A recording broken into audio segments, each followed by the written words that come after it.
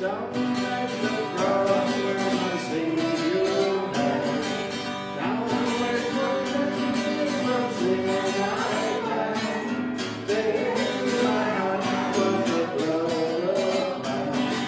Glory to His name. Glory to His name. Glory to His name.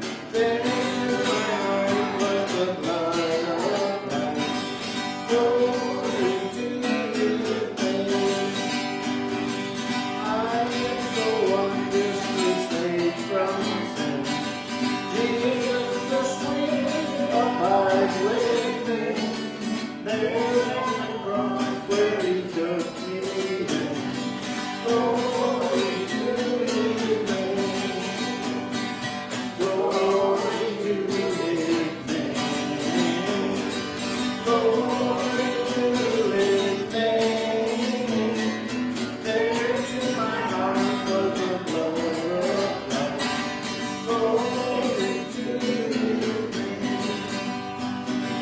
Oh, precious blood that saves from sin. I am so glad I have entered in. There Jesus saves and keeps me clean. Glory to His name. Glory to His name. Glory to His name. There in my heart was the blood of life. Glory to His name. Glory to His name. Glory to His name. There in my heart was the blood of life. Glory to His name.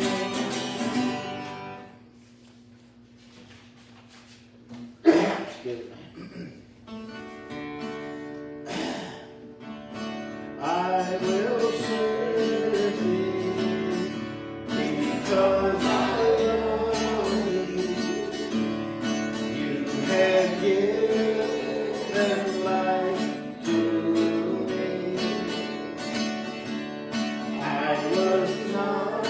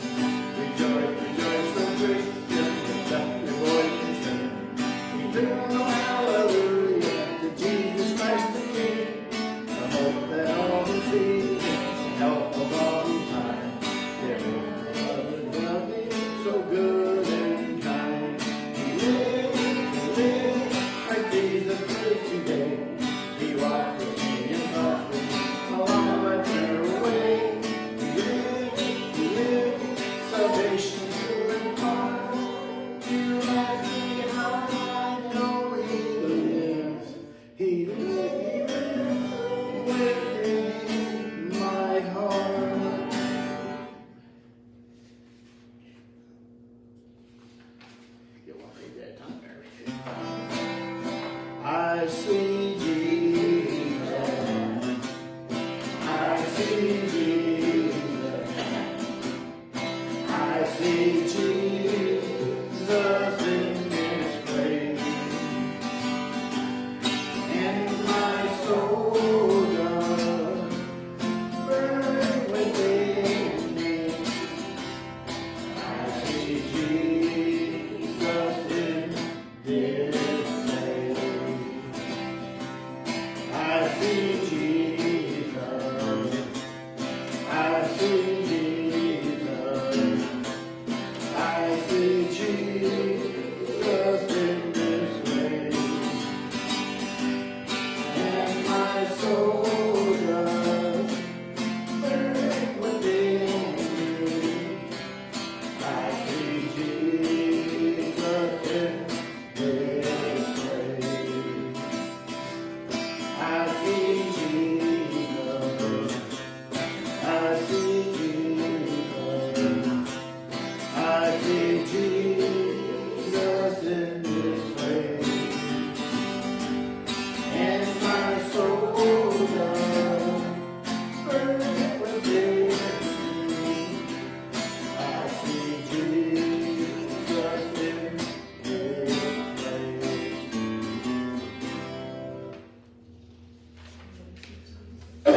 Excuse me again. I love you, Lord, and I lift my voice to worship you. Oh, my soul, take joy, my King, in what you do. It made me a sweet, sweet sound in your ear. I love you, and I lift my voice to worship you. Oh, my soul, rejoice, enjoy my King. In what you did, it made me a sweet, sweet sound in your ear. I love you, and I lift my voice to worship you. Oh, my soul, rejoice. Take joy, my King, in what you did. It made me a sweet, sweet sound in your ear. It made me a sweet, sweet sound in your ear.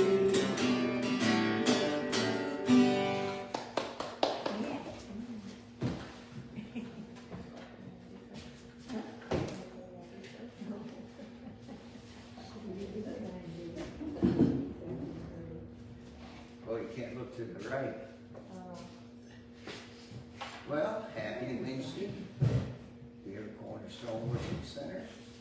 And today he got me. Praise the Lord. Did we see a lot of these sets be turned off? When I say it's me? Well, I want to welcome those in the United States who's watching, Canada, Pakistan, South Africa, and West Africa. I just happened to think today I was looking at some of the past ones and look and see where they were from. And it's kind of neat to see people that watch us. But we're being obedient to the Lord. The Lord said, go ye into all the world. Amen. And preach the gospel. I just want to say this, that every time, and we haven't sung in a long time, I see Jesus. Every time we sing it, though, I go back to that night in Arizona, Phoenix. 6,000 people, standing room only. And they sung that. Had a great laying of my hands everybody got soaked with oil. Went up on the hillside holding candles, and all of Phoenix to see what was taking place in that church. One of the more exciting things in my life. Well, today I want to talk about private wars. I have a question for the saints of God. And most of you probably give me just about the same answer. But here's the question. Have you ever gone through something so intense where afflictions, adversity, trouble, trials come one after another, and it does not seem to stop?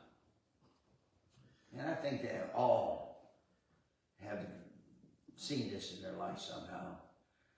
And this can come at us. It could be a financial, it could be our children, our grandchildren, spouse, friends, or our health, different things that come against us. And we try and fight these battles, and most of us try to fight them all by ourselves.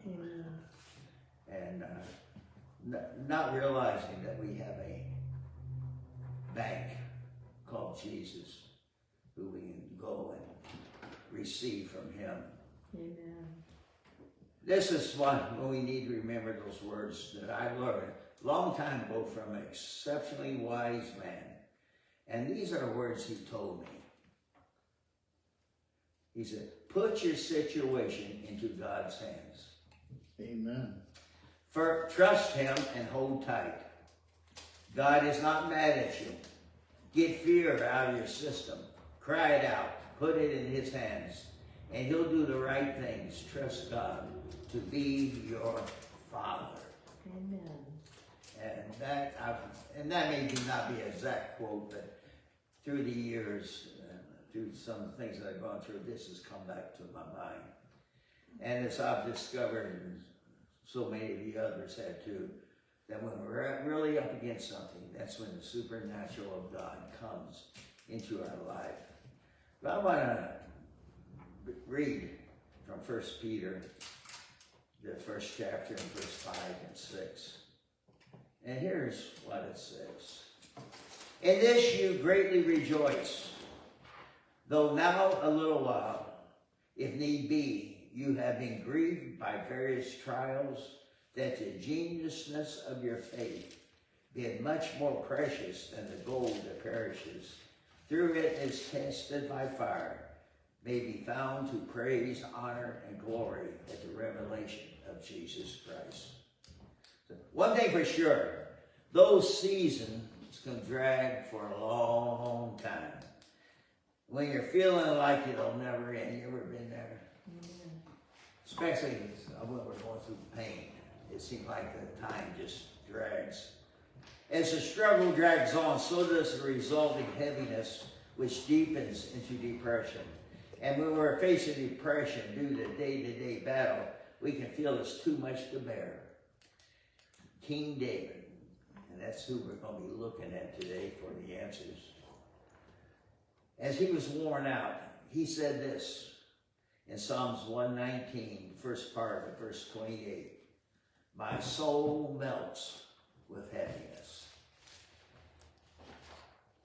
In other words, you can love God, you can love and help people, and you can do the right things before God, and yet you can still be weary, facing battle with depression.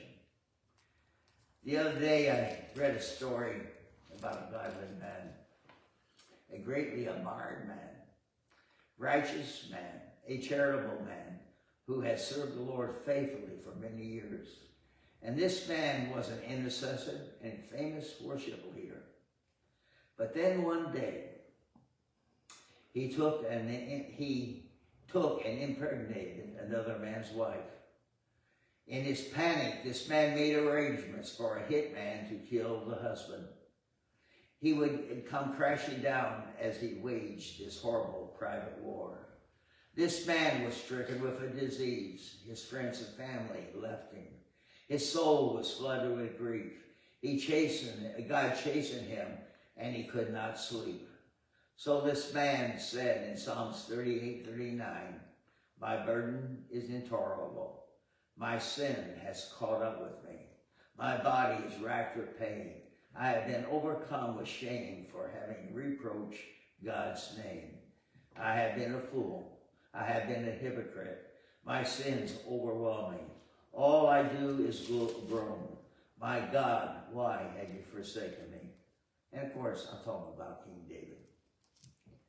He had sinned, not only by taking Uriah's wife, but he also was using the enemy of his kingdom to kill Uriah.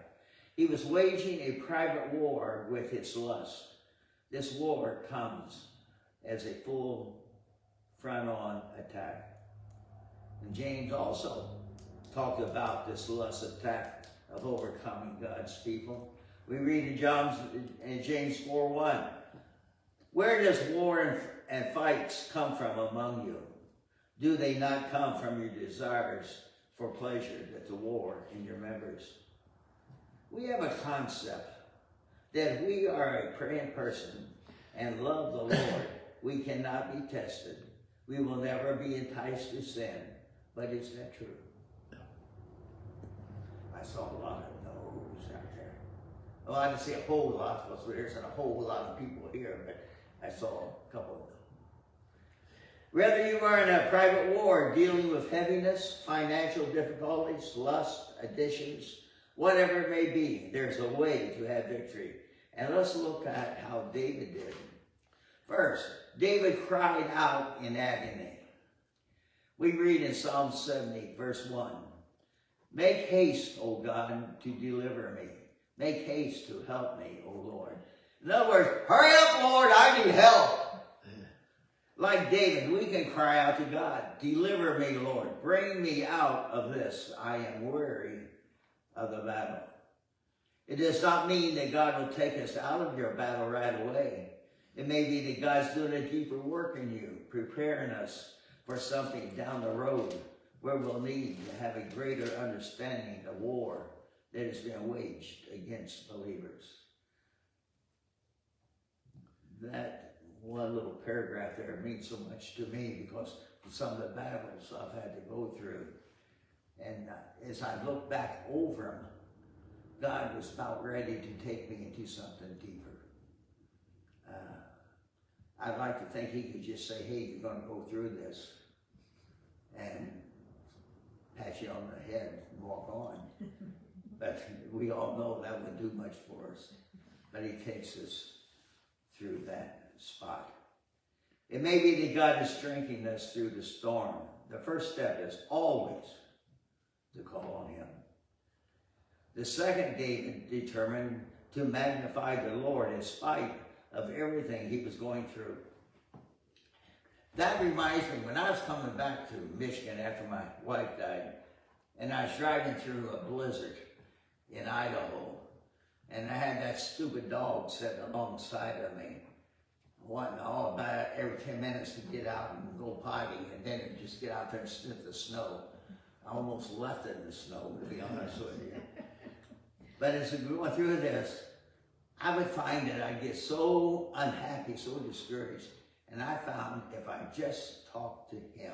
Amen. So we had, the dog I think thought I was talking to him.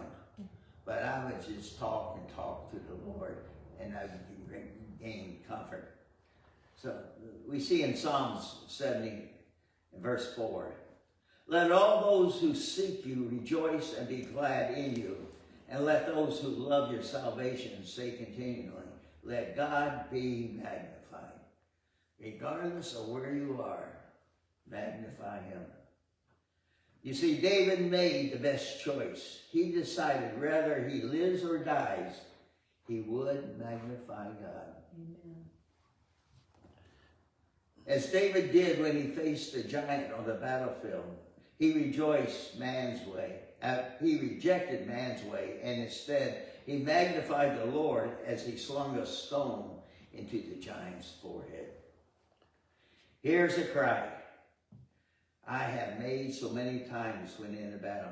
Jesus, give me grace to endure. The Lord's goal is not just to get us out of one crisis and have us declare, I've been delivered. God has healed me. No, we have been placed in a higher battle. He's always teaching and training us for our tomorrows. His goal is for us to come out of a totally dependent on Christ, for the trials to make us more Christ-like, so we'll be more compassionate towards people. I've got compassion for people.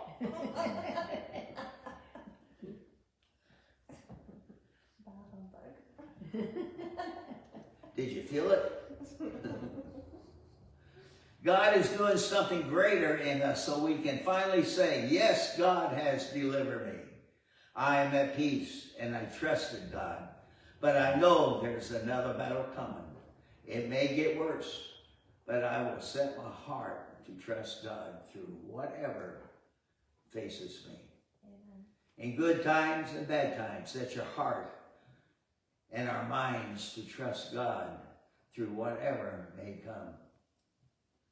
And finally, David learned that he had to have faith that his distress would not overwhelm him.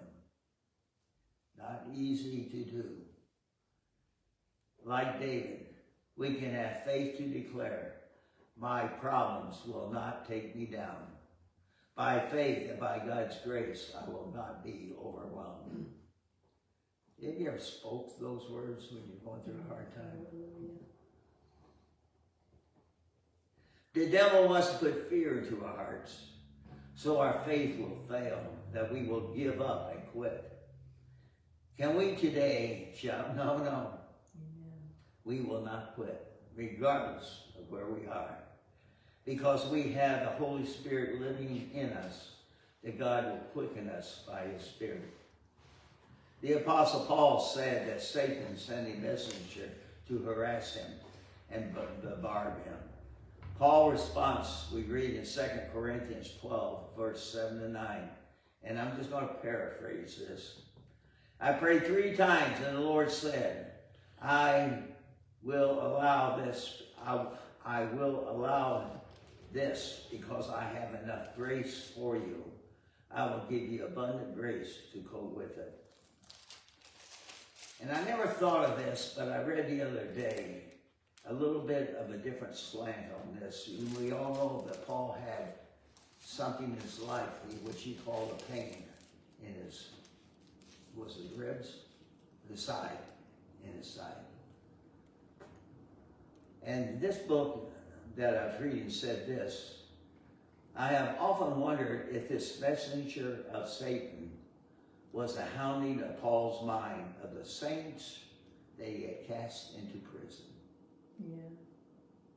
I never thought of that, and that just enlightened me.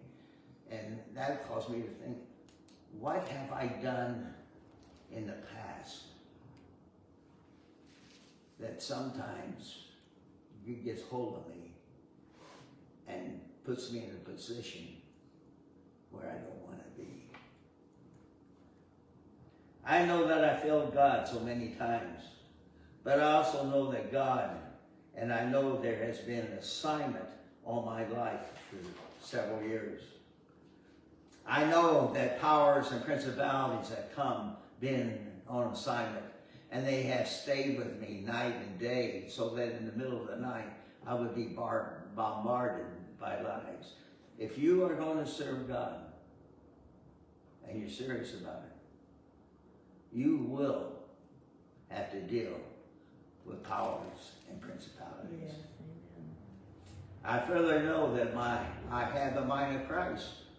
The word says that we are born again. We have Christ's mind. And I know God has given me a renewed heart.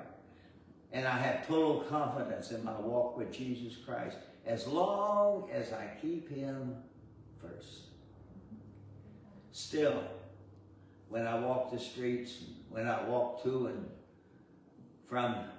from the church, or when I get up to deliver a message, I often hear the lies of the devil saying, you're a hypocrite. You did not have the anointing. If I really felt that, I'd sit down and shut up. I'm no longer afraid of those voices. When the lies come, I say, devil, I know where you're coming from, and you're just going to get tired one of these days, and I'll have to leave you behind because I'm going Christ's way. I'm not listening to those lies. I am convinced by the blood of Jesus. I walk in the victory lane and not in the defeated lane. My wars are no longer private, and I have victory in all the battles by walking by his side. We need to listen only to God's Spirit and through his word. We need God's word in our heart. When the devil quoted scripture and tempted our Lord in the wilderness, Jesus rebuked the enemy with the word. The word of God is a sure voice. Memorize it, then use it when the enemy wages war against you. This is a short message, but I thought it was one that I needed to hear. Amen. Me too. And so, Lord, we thank you for this day you've given us. We thank you that once again we have an opportunity to spread your word throughout the world via this internet. Father, we know there's a lot of things on the internet that shouldn't be, but at the same time, we have the privilege of broadcasting your word throughout the world. So we thank you once again for the opportunity to meet and to speak of your word and to spread it among those who will take time to listen. Now, Father, we know your word says this, that your word goes out, it will not return void. So, Father, we believe it's going to touch lives and help us with our mission this year to see souls saved. We thank you and praise you and glorify you in Jesus' name. Amen. Amen.